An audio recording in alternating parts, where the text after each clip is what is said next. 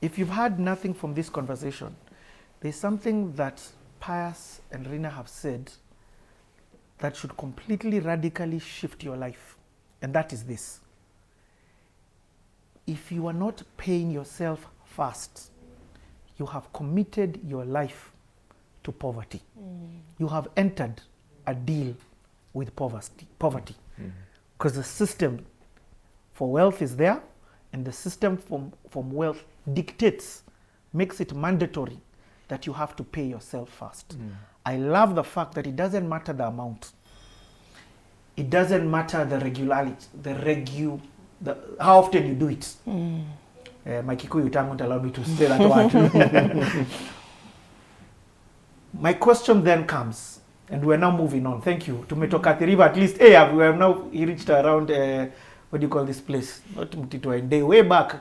That place to go to Machakos, the junction for Machakos. Not Sultan Hamoud. Sultan Hamoud. At least. So, now that I've started paying myself first, I hear that there is a place that I have to put this place that is different. So there are people who are paying themselves first. They are doing this. But where they are putting this money is therefore not enabling them to get to our goal. And our goal, as I said, is how do I make money doing nothing? I don't mince my words. Okay. Rina, I can see it's so hot, paka umetoa jacket. It's hot. Yeah, it's hot. I think the principle here is multiplication. And I love where we started with systems. And I'll put it in a way that people may understand. There's somebody that people really like to read, and his name is James Clear. And he says, we don't rise to the level of our goals, we fall to the level of our systems. So you have to have a system. And the system we are discussing is a system that was used to form the world, right? Just to give guys a bit of background. And that system involves following certain principles. Now, the principle you're now talking about is the principle of multiplication. And really what we have to do is not just put it aside, because putting aside is fine, but we're not growing it, we are not making it bigger, it's just there. And unfortunately, there's things like inflation. Things get more expensive over time. And so if you're not putting your money to work and generate more, then you're doing nothing. In fact, you're losing from a purchasing power perspective. You're losing because today, if I'm able to buy bread and it's 100 bob, but then inflation, okay, they say inflation now is 3% or 2.9. I'm like, I don't know how true this is because I can't feel it in my pocket. But let's assume long-term inflation in Kenya is 5%. Next year it will be 105. Bread will be 105 because of inflation. I've got one for you, Rina. Yes. We call it a matatu. Yes. Because kuingia matatu ulikuwa nalipa 3 shillings. Okay. That's why it's called a matatu. Now how much is it? Depending on where you go, even 100 bob, it doesn't, 70 bob. There is no matatu in Kenya that you pay 3 shillings for. No. Because of this thing that you're talking about called inflation. Yes. Aha, okay. Yeah. So because of that, we have to put our money to work. And we put our money to work so that we can multiply it, cause it to grow alongside us as we work, so that we can continue to enjoy the kind of things we're enjoying right now. I like to go to the salon. I like to get my nails done. For those of you, if I'm a man, I want to go to the barber once in a while. I want to go on holiday. I want to go to the village to see my family every year, whatever it is. You want to be able to afford the lifestyle that you have. In order for that to happen, you need to multiply it. I want to be able to give. Now, if you're not multiplying, then you won't be able to do any of those things. So you have to put your money in something that will cause it to multiply. Now, the options are many. There's something can be a business. There's something can be in an investment product that grows in value, and the kind of investment product will then vary depending on what do I want. I mean, how much do I have the money available for? What do I want to use the money for? And so on and so forth. And so there's choices that you make, and I don't know if you want us to get into all of that, but there's choices that you then would make depending on what you want to do for the money. And I can give you an example. If, let's say, my child has just been born, and they're going to go to university in 18 years. I have 18 years to invest my money. I can actually invest in the stock market. However, if my child is 14 or 15 and they're going to university in 3 to 4 years, then I don't have the luxury of time. I need to be careful about preserving the money that I have. I don't want to be losing any of it, and I want to grow it. Or if I'm getting married in a few months, now the choices will vary. So if I'm getting married in a few months, then perhaps what I want to do is save using maybe a money market fund. Okay. Okay? A short, do I want to get into that? Or I want to slow you. I like you. No, yes, I want to slow it down a bit. I like what you're saying. What you've done is you have sparked the mind to understand, good job that I am paying myself. But this is what then I am hearing you say. And Pius, now I want you to chime in here. There's maybe 4 or 5 categories. Kuna watu that are keeping money. So they're taking this, pay yourself first, but they keep it. Then they keep it safe. For example, under a mattress. That is keeping it. So there are some that are saving. And what I'm hearing you, Rina, say, there's another group that are investing. Yes. We are going to enter this one, investing, because investing is the only place where this thing grows. Yeah. Am I right? Yes. But there are people who are keeping. There are people who are saving. There are people who are investing. Can we start with these two, with this keeping and saving, so that we can give clarity? Because I don't think it's wrong to do these ones, or am I wrong to think like that? Well, keeping is the same as saving, anyway. Okay. Pius? It's a heavy one. I am digesting it in my mind. But I want to come back to the theme of the day. How do I earn money while doing nothing? Paraphrase that. How do I earn money while sleeping?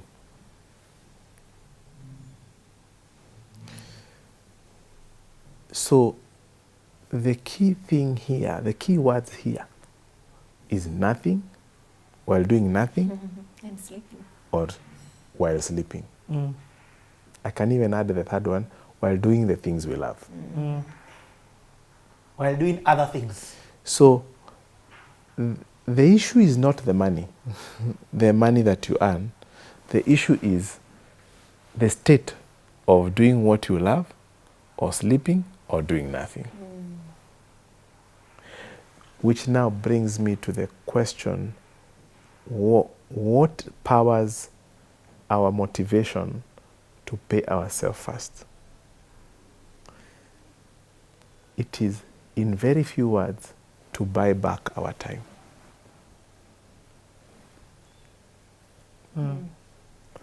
You're buying your time. You see, today, right now, you put 1,000 bob. You can use that 1,000 bob to pay somebody else what you are doing, so that you can have those hours back. When you think about it, what do the richest 1% in the world have in common? They pay people for their time. They buy time from people. You get? What do the rest of us have in common? We sell our time to them. True. Yeah? I'm developing this slowly. So, if you don't pay yourself, meaning if you don't have any money that is written, is in the name of Rina Hicks, how will Rina Hicks ever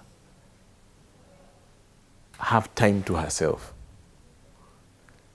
How will she ever buy time back so I that don't she have can? the money to buy time. I'll have to You'll have sell to my sell time. your time. Yes. You'll have to sell your time to sustain your lifestyle. Right. So we don't need to convince people with a long thesis here about why they should pay themselves back. If you want to sleep and make money, you must buy the time that you sell today. Where? Are we together? So that brings me to those, how do we make money? You make money, number one, the simplest, by selling our time. You sell our time. The second way you sell money, you make money, is by selling money. You sell money. You say, I have 1,000 bob. You get, eh? Here is my 1,000 bob, Rina. Manage for me, generate cash flows for me. You have given you, or you give me something in exchange for my money. You get. So I'm giving you, I'm buying back. You going to work where I would have worked. So I've bought Rina's time with my 1,000 bob, so she works for me. You get, eh? So, and the third one is by selling goods or services, or selling goods and services, and we'll get there. So, it is so important, first and foremost, that it is clear in our mind why we pay ourselves first. I want my pie chart, which had no pies before, it takes out my landlord so that I don't have to sell my time for him. It goes to all the restaurants that I go. It goes clearing as many people as possible, so that now I have my time. It is now people who I buy their time. And they're the ones now. In fact, oh my God, I've remembered something I used to say in my young days. I used to say, if you want to get rich, impose yourself in other people's budget. Wow. Simple. The simplest way to become rich. Impose yourself on other people's budget. Meaning? Meaning, let me nifafanua. Do you remember when Safaricom launched their data product? Not really, but you can remind us. Yeah? Data. When they said now you can actually, do you remember when you used to have, the only way to access internet, you need to have data. Dial up. Yes, you need to dial up. Do you remember we used to put our data on and then you put your data off? Yeah. Because it will just be consumed. Isn't it? But let me ask you, right now, how many people in this room have turned off their data? Our taps are open. As we are sitting here, we are paying Safaricom, one way or the other. Because we are consuming data. We forgot that there was a switch on and switch off button. You get, eh? So Safaricom has imposed themselves in our budget. Every family... Pay Safaricom. Yes. Every family must budget some Safaricom money. It's true. Yeah. And that's why they are making 300 billion shillings plus in a year. But you know, they didn't start by thinking, how do we impose ourselves in people's budgets? No. They started with, what problem do we solve? We're helping people. Thank you very much. Because I just wanted to bring it out in a very crude way. If you want to be wealthy, and to be wealthy is to have cash flow coming in without stopping, you must be appearing in someone's budget every month. They are paying you. And the only way to do that is, first of all, you must pay yourself first. You must start by buying your time, and you start so that with the money that you're putting together, that is accumulating, whether in savings, we'll get to that, you start buying time from other people. Maybe let me take a pause there. Okay. Okay. Rina, I'm tracking this. Somewhere here, it's gotten a bit misty. So I have followed all the way until pay yourself first. I'm like, guy, and me, now in fact, fear has the one which has made me wake up. Because if I don't pay myself first, poverty. And we all running away from poverty. I don't understand a deal with poverty. So, but and then you have said something that I like. You have said, where you put this money, you can't just save it, and 1 shilling that you gave, you go later on when it's time to pay people back, you take that 1 shilling. That where you have put it has to look more than 1 shilling. You have to go back and say, that 1 shilling that I put is now 4 shillings, or even 1 shilling and 20 cents. That is fine. But hearing it is still 1 shilling means I am still in this deal. Yeah. I'm still in this deal. So my question then becomes, and now I want us to talk Where do you go? where somebody watching this would understand. And there are places people put money. Let me even now open up. People put money in circles.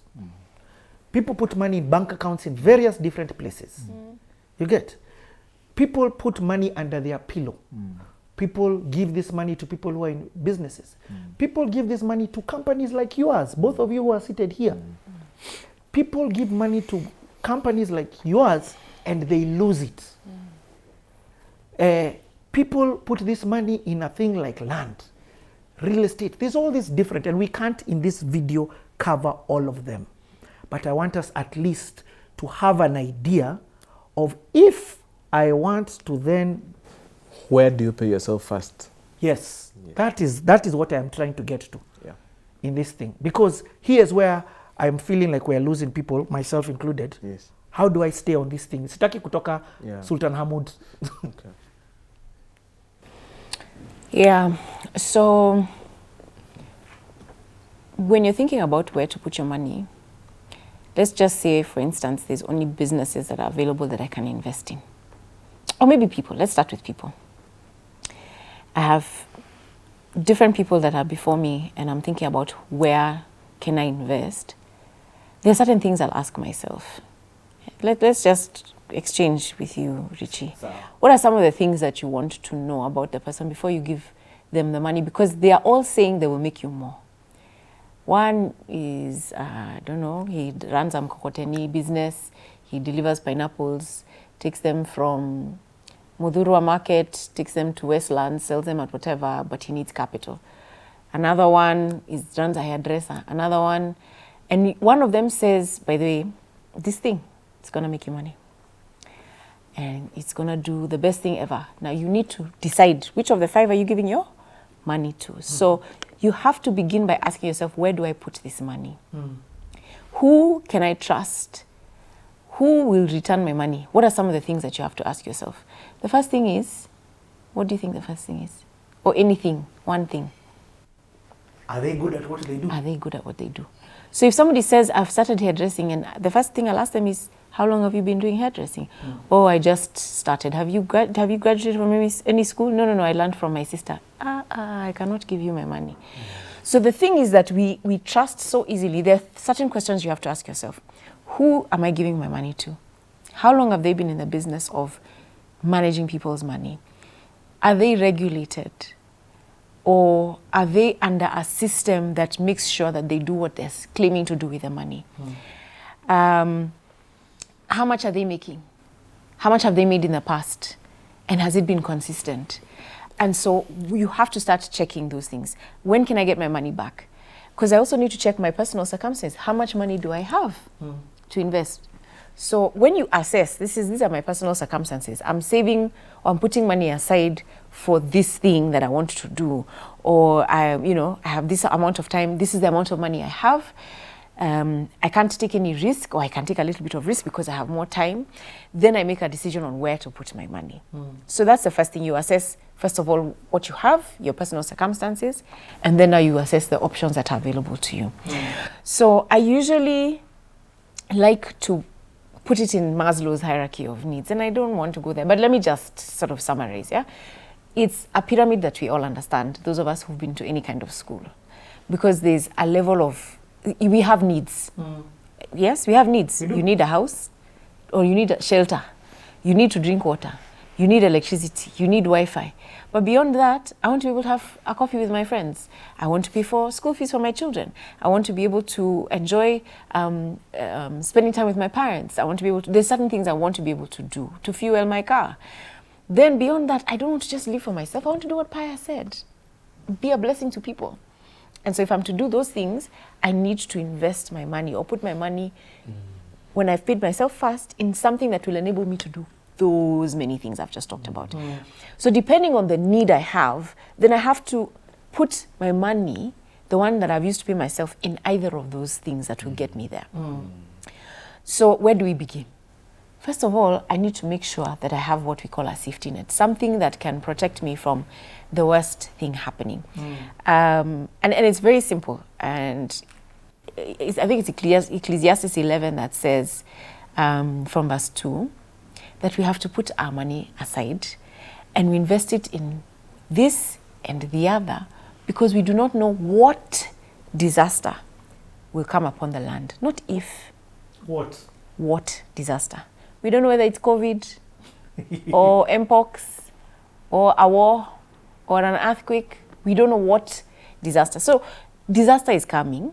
We don't know what it is. And so because disaster is coming, I have to invest my money. But I don't just invest in one thing. I have to put it in different things because, first of all, I don't know which one will work. Yes, I can do all the assessments that I want to do, but I have to be careful. And so the first thing I suggest is that you put money in safe places that will help you when the disaster has come. For example, I can put my money in I'll say it again, a money market fund for my emergencies. I can put money in an insurance policy for my healthcare, because if I get sick, then I don't want to have to remove money from my pocket every time I need to go to hospital, because sometimes those fees can be so high. I am paying a premium or some money to the insurance company every year, so that when I do fall sick, I have this to fall back on. If I'm a single parent and I have a child, I want to pay for an education policy because I am it. And so if something happens to me, I want to know that the child is taken care of.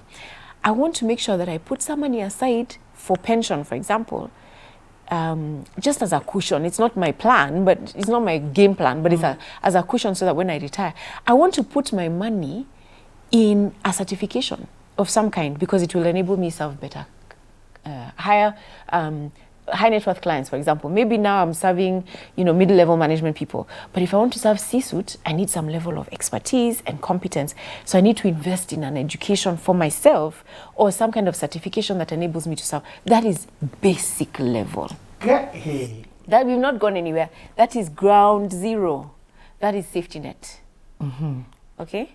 So I am paying myself first to put myself in a position where when disaster comes, I am not finished. The next level. Rina, just wait. Do you know what this sounds like? This sounds like a lot. Oh, I'm sorry. No. Here. No, and I want to be real about this, because what if I am a doctor? Okay. When do I have the time to start thinking about 9 of these places? I have a full-time job. I am a content creator. My job is to focus on getting the right people to sit here and have conversations. Thank you. With this. Yeah. I'm being Fair honest. enough. Yeah. You get, when do I have time to go and assess all these different land, go to the land control board, find out am I allowed to divide 50 by 100s here? When do I have the expertise to, and at the same time I am working to make money so I can do this? So what I'm trying to say is, this sounds and feels like a lot. Okay. Everywhere you have walked with me, here is where now it starts saying, imagine hapa, hii ni kazi ingine. So that is why Yes. we have people and companies like we do. Okay, Pius is from Nabu Capital. I'm from Faida Investment Bank. We're in the business of helping people grow their wealth. And so what do? Somebody walks through the door and they say, look, I have paid myself. I have this. Where do I go next? And so we understand their circumstances. We even take them through questions that helps us understand what is their risk level? How much time do they have? What do they have dependents? Then we'll ask questions around insurance. Okay, so perhaps you need to talk to somebody. So we go through a process of understanding where somebody is at. And then we can tell you, imagine, this is all great that you've invested, but we need insurance, okay? And these are the different places we can get insurance. Let me call a guy, because we're in the financial services industry, we will help you. So we exist as institutions, not individuals. Give me an example? Example of what? So give me an example of an existing client ameingia. I'm not talking about a hypothetical example. Okay. Has somebody, give me, of course you don't have to say their name, Yeah. but give me an example. Has somebody walked into your company? Very many. Okay, throw me one. Give me an example. Every day. Let me give you several examples. And the first example I'm going to share is an example that was shared by my colleague, and she said to me, a gentleman used to come and see her and invest. And then one day he tells her, you know, I don't know what to do. My children are disturbing me. They've gotten to the stage where they are disturbing me. They just sleep. They're not working. I need them to go to university and I don't know what to do. And I've thought I need them to get out of this country so that they get exposure. I am struggling with money. I am struggling because I don't have cash. These people need cash in the bank for me to get a visa. I don't know what to do because I need to be able to get them a visa to be able to go. Now, in the process of getting a visa, I'm dealing with an agent who's confusing me. I'm overwhelmed. All right? So this is a client who's been coming. They've been investing. But they've brought a problem that does not deal with money market fund, shares, insurance. Are you understanding me? It's, I want my child to go for an education. My colleague sat with him and said, okay, sit down. Let's open your email. Show me the letter. How do we, and she helped him work out what does he need to do to be able to get this visa. It's not necessarily a financial problem. It's just an issue of organizing finances in such a way that then he's able to make the application. As we speak today, he has 3 children in Australia, and he's so excited and happy, and he says that this woman who helped my life is just the most amazing person. And so we're not just there to just take your money and invest. We care about the whole person. I'll give you another example.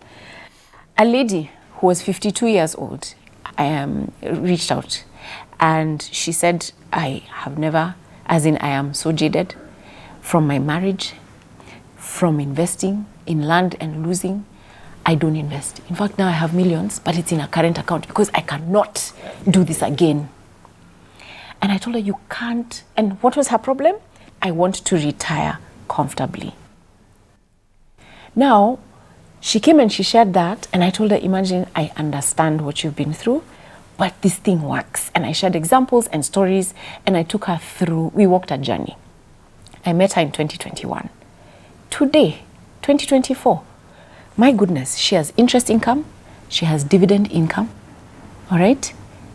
She makes money doing nothing. She makes money as she's sleeping, and she's well on her way to retiring comfortably. Only 4 years later, at the age of 56. So, what am I saying? I'm saying you're not alone. You're not alone, and that's why we've been gifted differently. Man shall not, no, it is not good for man to be Alone. It is not good for man to be alone. And it didn't just refer to a wife, to Adam. I'm talking about the fact that you need to work with people. Yeah. You're not an island. And so find others that you can work with. Who are you surrounding yourself with? Who will encourage you, who will give you the right information? And so beginning where I started, don't go and ask somebody who is trying to do hairdressing, who really is a plumber, and is trying their hand in this thing for the first time. Don't listen to people who are creatives, who are trying their hand in finances, to then now tell you where to put your money. Why? Right? Go to the one who has been there, made losses, learned from it, and grown as a result, and can then hold your hand and help you. Because the mistake people are making is hearing you can make 20% per month, running there and believing they can do well. Richie, you need to tell your crypto story. Do you understand? Wacha kuchoma. No, we've walked a journey together. Wacha kuchoma, Rina. Pius, over to you.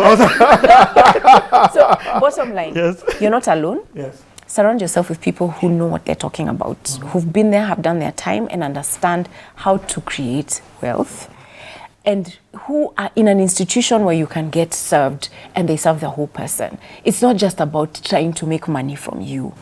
Because it's important that people cover the 3 bases: your security, your ability to continue to sustain your standard of living, and your ability to then do amazing things where your purpose is concerned. It's not about just making money. So you need to surround yourself with the right people. You know, Pius, I want to throw this to you. Because This, receive it. yes, you receive it. You're receiving this one. And remember, money now here is where money is very emotive. Yep. Because money allows you to buy time. And you don't want to lose the money because it means, again, that you're saying of this time thing that you're losing. Yeah. So this pay yourself first. Yep. Now here's where it becomes difficult because you're asking me, what I'm hearing is that this thing takes, for me to make it get to the level that I want to get it to, I have to release it. Is there any billionaire who handles all their money? No. Hey, no. Okay, let me ask you. Are you guys managing all your money? No. Kwanza, let me tell you, I'm the worst manager of my own money. I can tell you that for a fact. It is too much work, Richie. But you are asking Pius, let me keep quiet. Okay, no. Pius. It is getting hot. It's hot. Wait, Pius. Kuna kada hapa lazima to change so that you can talk extensively. It's getting hot. It's getting We're hot. coming back in a second.